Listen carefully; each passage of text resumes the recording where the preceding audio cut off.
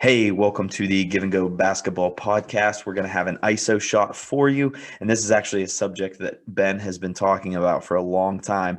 So up for his shot, Ben Sperry. So here's my thought process. As you look around the NBA right now, a lot of the best players are not from the United States.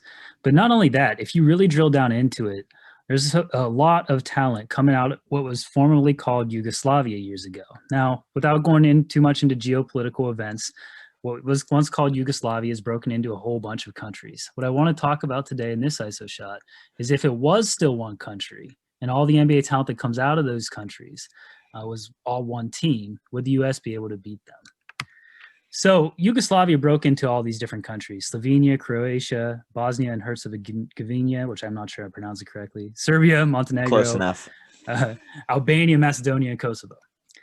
These countries are small. If you add up all their population, it's something like 17 million versus the United States, 328 million. But they produce an immense amount of NBA talent. And not only that, but some of the best players in the NBA.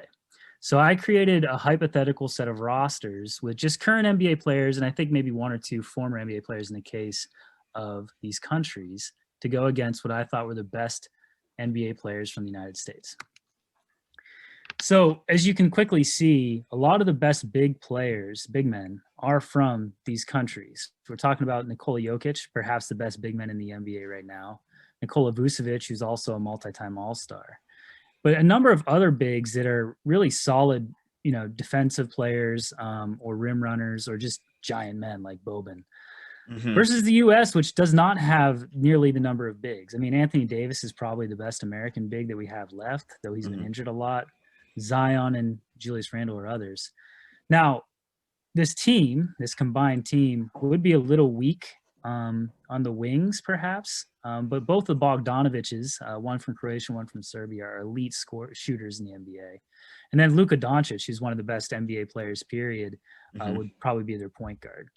Now, for the NBA, of course, they would have some great advantages at the wings and the guard positions with Durant, LeBron, James Harden, Steph Curry.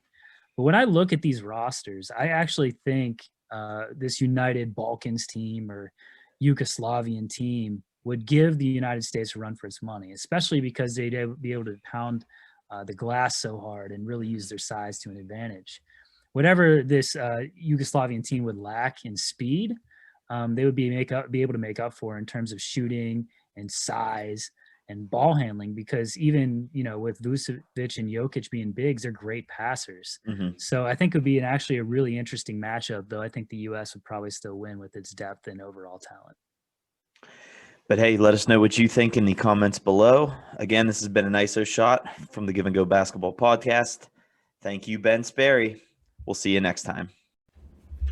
Hi, this is Mitch Shreve with the Give and Go Basketball Podcast. If you like what you're hearing, make sure you subscribe to our YouTube channel. Also, be sure to follow us on Facebook, Instagram, and Twitter for all the latest updates on all of our postings and content. You can also email us at thegiveandgo3@gmail.com to ask us any questions or give us suggestions on what you'd like to hear about all things basketball. Thanks for tuning in.